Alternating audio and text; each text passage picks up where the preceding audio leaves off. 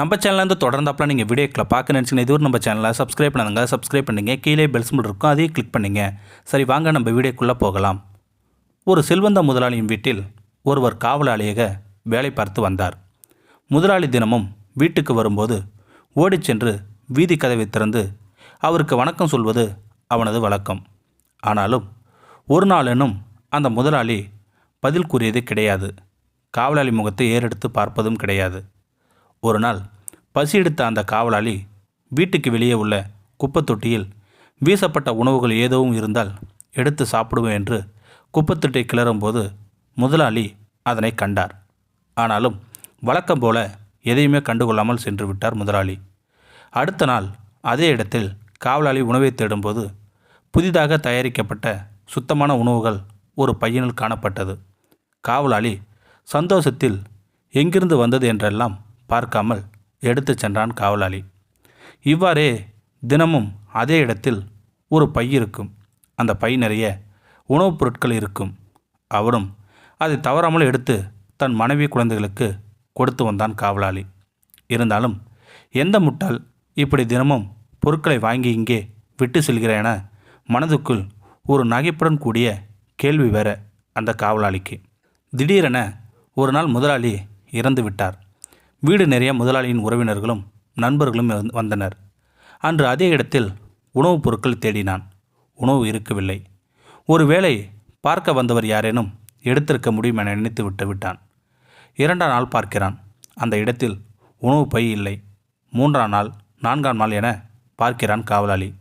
உணவு பை இருக்கவில்லை. இப்படியே சென்றதால் அந்த காவலாளிக்கு தன் குடும்பத்துக்கு உணவளிக்க பெரும் சிரமமாய் போயிற்று. உடனே தனது முதலாளி அம்மாவிடம் போய் சம்பளத்தை உயர்த்தவும், இல்லையேன் வேலையை விட்டு விடுவதாகவும் கூறினான் அந்த காவலாளி. அதற்கு முதலாளி அம்மா மறுத்து விட்டார். வேறு வழி இல்லாமல் வீதியோரம் எடுக்கும் உணவு பை கதையையும் அது இல்லாததால் தன் குடும்பம் படும் அவஸ்தையையும் சொன்னான் அந்த காவலாளி. உடனே முதலாளி அம்மா கேட்டார், எப்போதிலிருந்து உணவு பை இல்லாமல் போனதென்று. அதற்கு அவனும் முதலாளி இறந்த நாளிலிருந்து என சொன்னதும் முதலாளி அம்மா ஓ என அழத் தொடங்கினார். இதனை பார்த்த கவலையடைந்த காவலாளி, சம்பள உயர்வு வேண்டாம், நான் இங்கேயே வேலை செய்கிறேன், அழுவதை நிறுத்துங்கள் என கூறினான் காவலாளி. அதற்கு முதலாளி அம்மா, நான் அதற்கு அளவில்லையப்பா, என் கணவர் தினமும் 7 பேருக்கு உணவளித்து வந்தார். அதில் 6 பேரை நான் ஏற்கனவே பார்த்து விட்டேன். 7ஆம் நபரைத்தான் இத்தனை நாளை தேடிக்கொண்டிருந்தேன். 7வது நபர் நீதான் என தெரிந்து கொண்டதும் சந்தோஷத்தில் அழுகிறேன் என்றாள் அந்த முதலாளி அம்மா. நான் தினமும் தவறாமல் வணக்கம் சொல்லியும் ஏறெடுத்தும் கூட பார்க்காத நம்ம முதலாளியா இப்படி நமக்கு உணவுக்கு தந்தார் என நம்பியும் நம்பாமலும் யோசித்தபடி அவன் சென்றான் அந்த காவலாளி. அடுத்த நாளிலிருந்து முதலாளியின் மகன் தினமும் காவலாளியின் வீடு தேடி வந்து உணவு பையை காவலாளியின் கையில் கொடுத்து சென்றான்.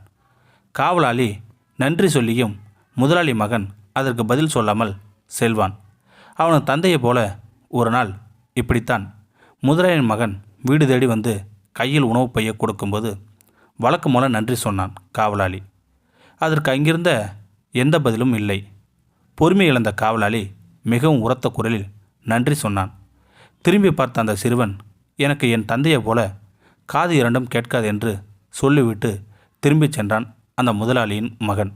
நாமும் இவ்வாறு தான் அடுத்த ஒரு நிலைமைகள் புரியாது பார்த்த மாத்திரத்திலேயே அவர்களை தவறாக முடிவெடுத்து விடுகின்றோம். அடுத்த ஒரு நடவடிக்கைகளும் பின்னால் ஒளிந்துள்ள உண்மைத்தன்மை அறியாமல் இருக்கின்றோம்.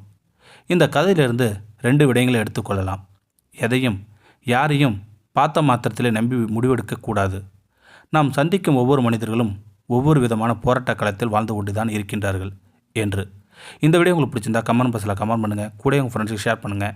இதுவரை நம்ம சேனலை சப்ஸ்கிரைப் பண்ணாதுங்க, சப்ஸ்கிரைப் பண்ணிங்க. கீழே பெல் சிம்பிள் இருக்கும், அதையும் கிளிக் பண்ணிங்க. தேங்க்யூ ஃபார் வாட்சிங்.